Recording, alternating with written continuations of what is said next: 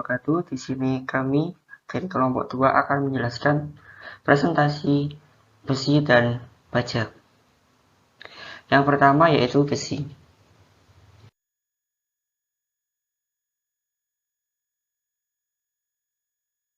Pengertian dari besi yaitu merupakan logam yang berasal dari biji besi atau tambang yang banyak digunakan untuk kehidupan manusia sehari-hari. Dari yang menguntungkan sampai dengan yang merusakkan. Besi merupakan unsur sesepuh paling melimpah di alam semesta. Besi juga unsur yang paling melimpah yang membentuk bumi, yaitu sekitar 34,6%.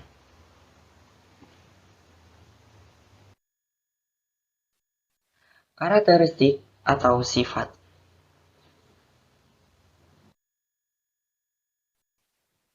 Yang pertama, secara fisik. Besi merupakan logam yang dengan penampakan putih silver mengkilap. Besi mempunyai kekuatan tarik yang sangat tinggi. Besi dapat ditarik tanpa membuatnya putus. Besi sangat mudah untuk digunakan dalam berbagai aplikasi. Besi juga dapat bisa dibengkokkan, digulung, dipotong, dibentuk, maupun dibatukan dengan logam yang lain. Besi murni memiliki titik lebur 1536 C atau 27970 F dan titik-titik 3000 C atau 5400 F.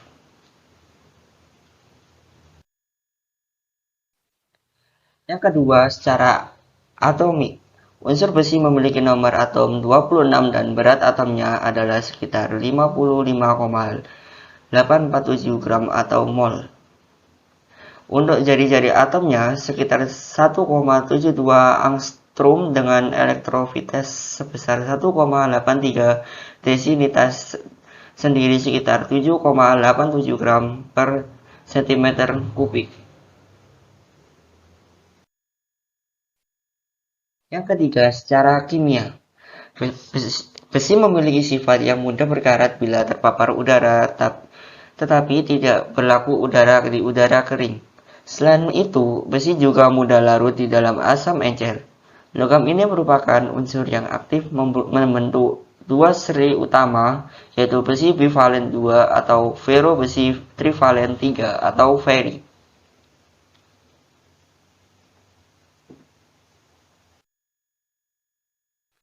Karakteristik besi. Simbolnya yaitu Fe, nomor atomnya 26, berat atom 55,845.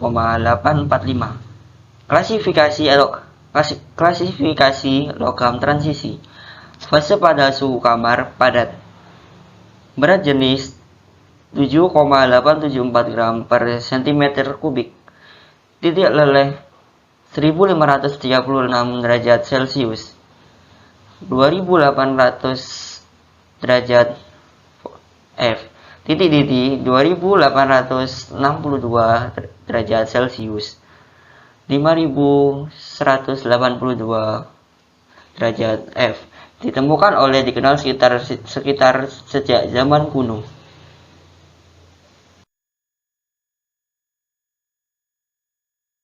Sifat-sifat kimia.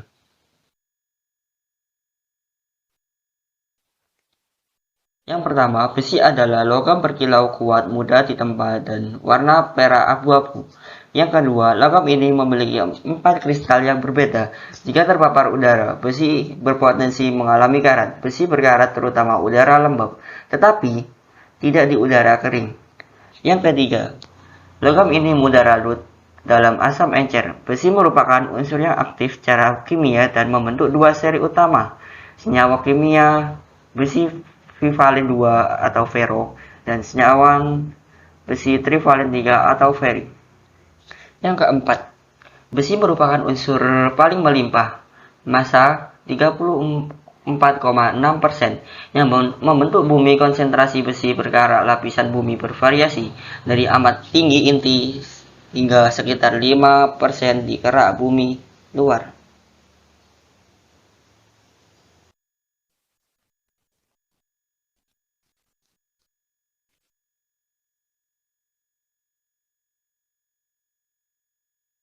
Selanjutnya, sebagian besar Besi ditemukan dalam berbagai senyawa oksida besi seperti mineral hematik, magnetik, dan takonik. Inti bumi diyakini sebagian besar terdiri dari paduan logam besi nikel. Unsur besi sangat penting dalam hampir semua organisme hidup. Pada manusia, besi merupakan unsur yang penting dalam hemoglobin darah. Yang selanjutnya, produksi besi di dunia diperkirakan sekitar 500 juta ton per tahun, ditambah sekitar 300 ton besi daur ulang. Daerah pertambangan utama besi meliputi Cina, Brazil, Australia, Rusia, Ukraina, Amerika Serikat, Kanada, Venezuela, Swedia, dan India.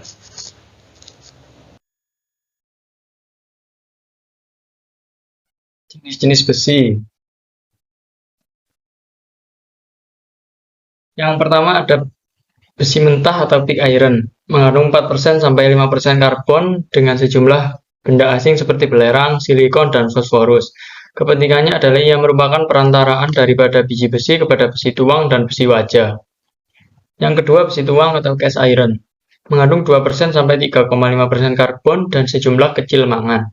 Benda asing yang terdapat di dalam besi mentah yang dapat memberikan kesan buruk kepada sifat bahan seperti belerang dan fosforus telah dikurangkan kepada tahap boleh diterima. Ia mempunyai takat lebur pada julat 1420 sampai 1470 K yang lebih rendah berbanding dua komponen utamanya dan menjadikannya hasil pertama yang melebur apabila karbon dan besi dipanaskan serentak. Sifat mekanikanya berubah-ubah bergantung kepada bentuk karbon yang diterap ke dalam alloy. Besi putih mengandung karbon dalam bentuk sementit atau besi karbida. Yang ketiga, besi karbon. Mengandung antara 0,5% dan 1,5% karbon dengan sejumlah kecil mangan, belerang, fosforus, dan silikon. Yang keempat, besi tempah atau wrought iron.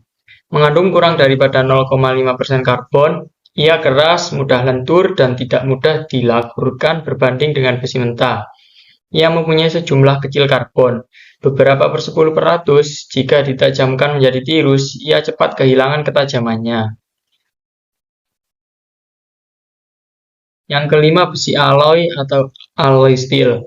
Mengandung kandungan karbon yang berubah-ubah dan juga logam-logam lain seperti kromium, vanadium, molybdenum, nikel, tungsten, dan sebagainya. Yang keenam, besi oksida 3. Digunakan dalam penghasilan setoran magnetik dalam komputer. Ia sering dicampurkan dengan bahan lain dan mengekalkan ciri-ciri mereka dalam larutan.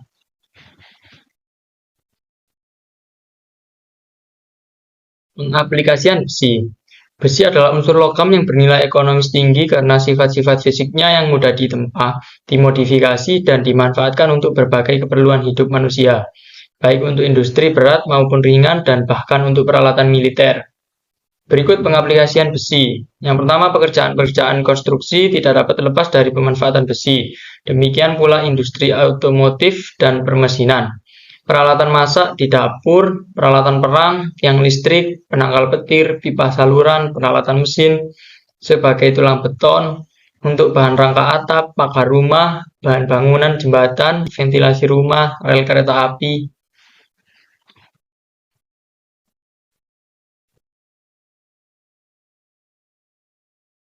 Proses pengolahan besi. Proses pengolahan biji besi untuk menghasilkan logam besi dilakukan dalam tanur sembur atau blast furnace. Tanur sembur berbentuk menara silinder dari besi atau baja dengan tinggi sekitar 30 meter dan diameter bagian perut sekitar 8 meter. Secara umum, proses pengolahan besi dari bijinya dapat berlangsung dengan urutan sebagai berikut. Yang pertama, bahan-bahan dimasukkan ke dalam tanur melalui bagian puncak tanur. Bahan-bahan ini berupa, yang pertama, bahan utama, yaitu biji besi yang berupa hematif, yang bercampur dengan pasir dan oksida-oksida asam yang lain. Batuan-batuan ini yang akan direduksi. Yang kedua, bahan-bahan pereduksi yang berupa kokas atau karbon.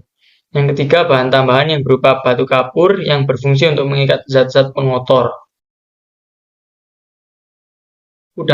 Yang kedua, udara panas dimasukkan di bagian bawah tanur sehingga menyebabkan kokas terbakar. Berikut reaksi dari eksoterm. Akibatnya panas yang dibebaskan akan menaikkan suhu bagian bawah tanur sampai mencapai 1900 derajat Celcius. Yang ketiga, gas CO2 yang terbentuk kemudian naik melalui lapisan kokas yang panas dan bereaksi dengannya lagi membentuk gas CO.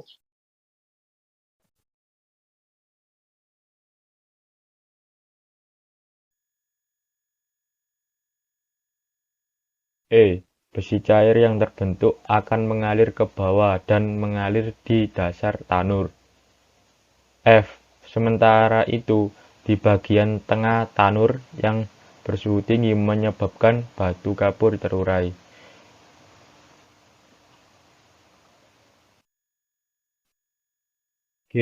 Kemudian di dasar tanur, CaO akan bereaksi dengan pengotor dan membentuk terak yang merupakan cairan kental.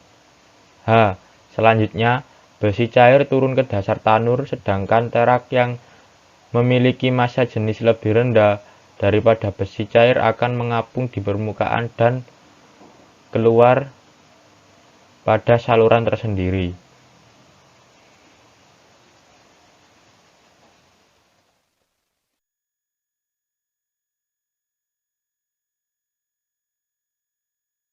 Baja. Baja adalah kandungan yang mengandung unsur besi atau Fe dengan unsur karbon C yang kadar lebih kecil dari 2%. Dalam dunia teknik, baja adalah unsur paduan yang dibedakan dengan besi berdasarkan kadar karbon yang terkandung di dalamnya.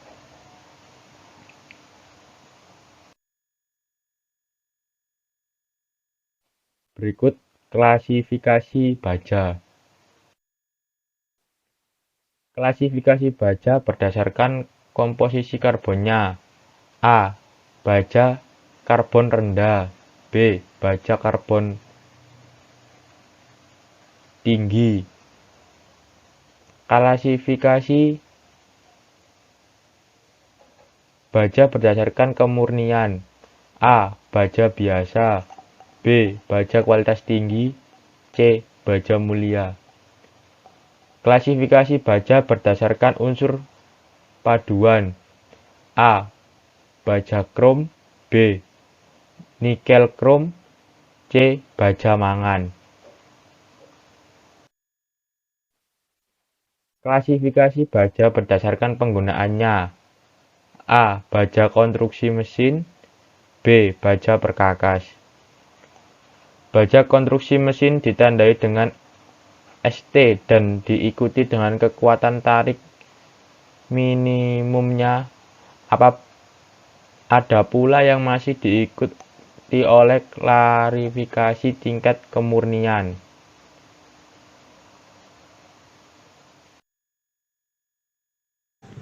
Nah, tadi kan sudah dijelaskan dengan teman-teman saya tentang pernyataan-pernyataannya. Dan di sini saya akan menjelaskan tentang skema proses pembuatan baja. Oke. Proses ekstraksi dari biji besi menjadi besi dan diolah lagi menjadi baja. Nah, proses ekstraksi biji besi menjadi besi dengan proses pengolahan baja ini merupakan dua hal yang berbeda. Pertama-tama, biji besi atau iron ore ini kita campurkan dengan coal atau batu bara. Nah, lalu kita masukkan ke dalam oven. Dan di dalam oven ini kita mendapatkan hasil yaitu coke ataupun abu batu bara yang nantinya akan kita campurkan lagi dengan biji besi dan juga limestone. Nah, di sini kita ada dua cara. Yang pertama yaitu direct reduction ataupun reduksi secara langsung. Di direct reduction ini kita menggunakan natural gas atau gas alam. Nah, pada blast furnace di sini reduktornya kita menggunakan coal atau batu bara ya. Nah, dari dua proses ini hasil yang didapatkan pun juga berbeda. pada direct reduction kita mendapatkan hasil besi sponge. Nah, sedangkan pada blast furnace kita mendapatkan hasil pig iron casting. Nah, dua hasil ini itu masih kotor. Untuk diolah menjadi baja itu masih butuh proses lagi. Nah, untuk menghilangkan kotorannya ataupun menghilangkan karbon yang ada dalam kandungan besi sponge maupun pig iron casting, di sini bisa menggunakan dua cara. Yang pertama electric arc furnace ataupun basic oxygen furnace. Nah, tetapi selain dua bahan tadi, selain besi sponge ataupun pig iron casting, kita juga bisa menggunakan recycle steel ataupun baja bekas, baja rongsok. Nah, baja rongsok ini tidak perlu kita masukkan di direct reduction ataupun blast furnace lagi, jadi langsung kita proses melalui electric arc furnace ataupun basic oxygen furnace. Nah, lalu tahap selanjutnya kita masukkan ke steel refining facility.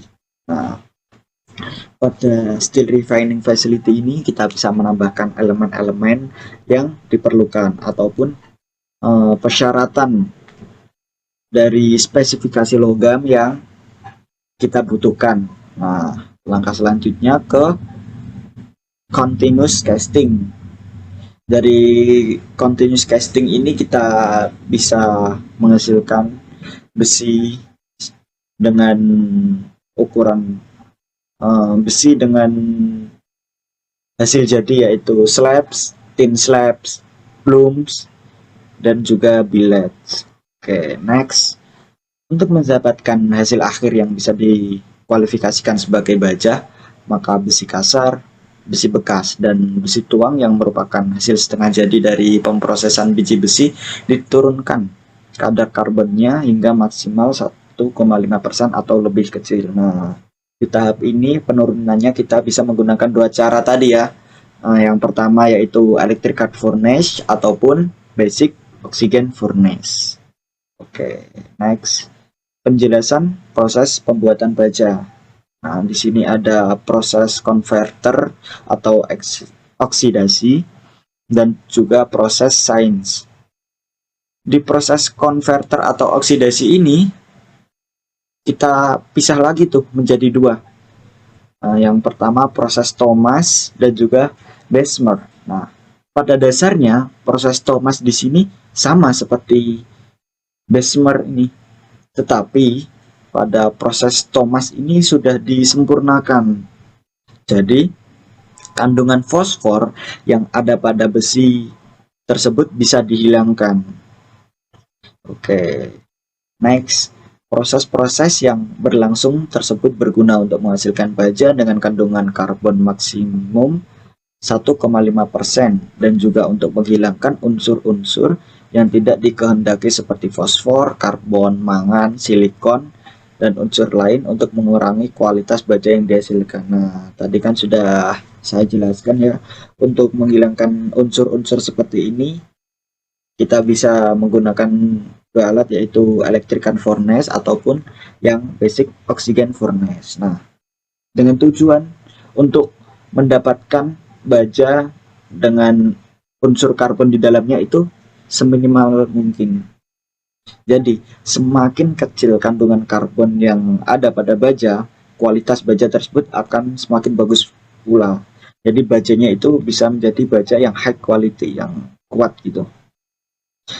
Oke, dan terakhir di sini hasil dari pemprosesan baja. Di sini ada slabs, ada thin slabs, ada blooms, dan juga billets. Nah, slabs di sini berbentuk seperti lempengan tebal ya, seperti lempengan tebal yang kayak kasur gitu. Jadi dia berbentuk lempengan tetapi tebal. Nah, pada thin slab ini berbentuk lempengan tetapi tebalnya tidak setebal slabs, jadi lempengannya tipis. Nah, pada blooms. Blooms ini berbentuk seperti balok yang memanjang. Sedangkan pada billets ini berbentuk kubus yang panjang. Nah, jadi itu hasil yang kita peroleh dari proses yang namanya continuous casting tadi. Jadi kita bisa sesuaikan sesuai dengan bentuk yang kita inginkan, sesuai dengan alat apa yang akan kita buat. Jadi kita tentukan prosesnya ini di continuous casting. Nah, tersebut adalah pemaparan tentang proses pembuatan besi dan juga baja dari kelompok kami. Terima kasih sudah menonton.